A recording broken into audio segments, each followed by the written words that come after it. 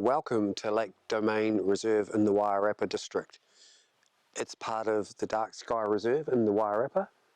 As you can see, it looks absolutely gorgeous behind me here. Got the bus over there, got a tent over there camping up for the night. This is a reserve which you can actually freedom camp overnight. There are toilets over there just in case you don't have one in your vehicle. It's a beautiful place to stay. It's a very calm night. So what I intend to do tonight is set up the Benro Polaris, head up over there, in that direction over there, because the Milky Way core is rising up over here. What I'd like to do is I'd like to be able to get a picture of the Milky Way core rising over the campers. It should look absolutely gorgeous. There is a little bit of cloud at the moment. It is meant to clear at about 9 to 10 p.m. tonight. So what I imagine doing tonight is using the Viltrox 24mm to do the foreground, do a nice panorama of the foreground, maybe 5-6 shots. And then what I'm going to do is I'm going to use the Nikon 50mm and I'm going to use that to shoot the sky with the Benro Polaris. I could use the 24mm, but I want the Milky Way core to look nice and large in the image. I'll take the foreground shots in the blue hour, and then once the Milky Way core rises around about 8 p.m, I'll get the sky. The reason I take the foreground shots at blue hour is tonally it actually matches the sky a lot better. If you shoot them during the day, there's too much Photoshop work required to actually get it to look right. Where if you take your shot in blue hour, it's a lot easier to actually match it when you start to edit. Look at that cloud over there. Isn't that just gorgeous? It looks like it's going to be a nice sunset tonight. It is currently 4:59. It's almost completely sunset. So I'm going to head over there to where I want my angle this way, and I'm going to get my Polaris all set up, ready to go for the night.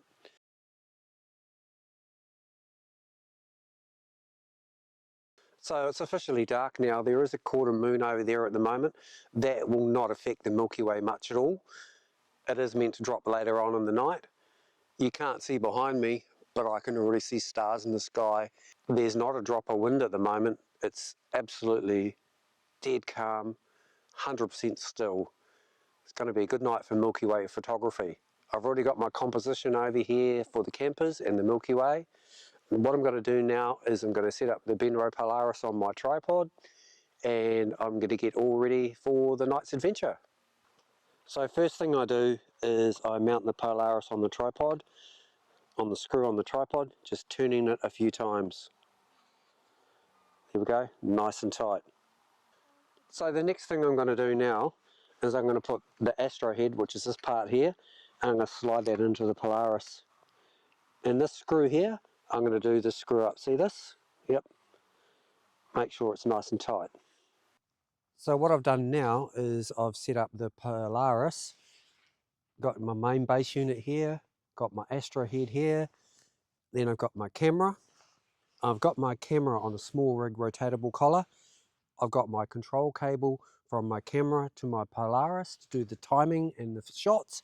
And on the other side is what they call the Astro cable. This must be connected to the Polaris and into the Astro head in order for it to work properly.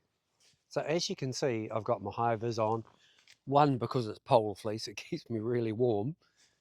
It can get quite cold here at night. And the second thing is, if I happen to have an accident somewhere, I'm a little bit easier to find.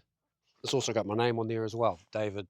I'm going to get busy now and start taking my foreground shots, and then the Milky Way pops up in about an hour. So hopefully this is aurora tonight as well, which would be really good. Can't tell at the moment because I've got the light on when I'm filming. So once I turn out the light, I'll be able to have a better look at the sky. My eyes will adjust after about 15 minutes. So what I'm going to do now is start shooting. I'll show you the picture at the end of the video. Thank you for tuning in, and I'll see you next time.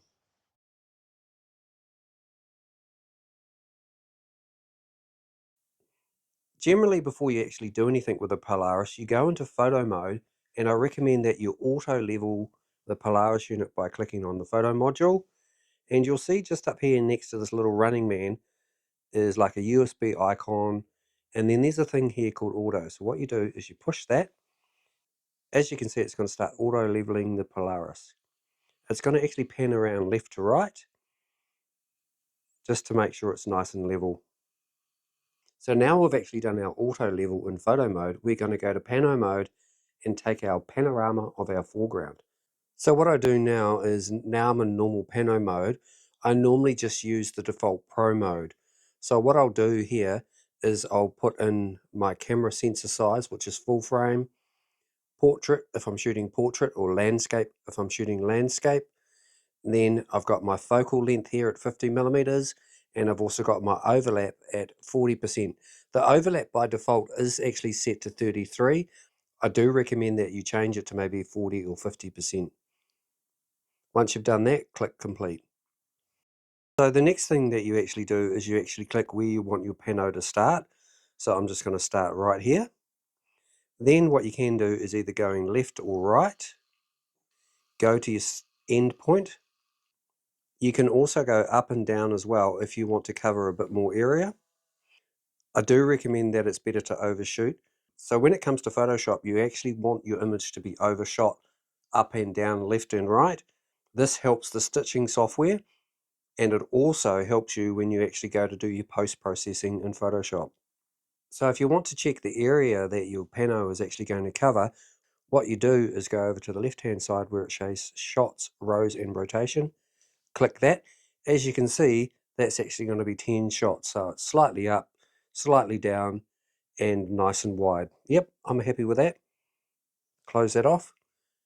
So I'm happy I'm going to cover enough of my foreground in my foreground shots. These are going to be nice and simple. What I do now is click end. Next thing I do, actually go up here and I can choose my ISO and my aperture. So typically for a foreground, I'll probably shoot it around about f2.2.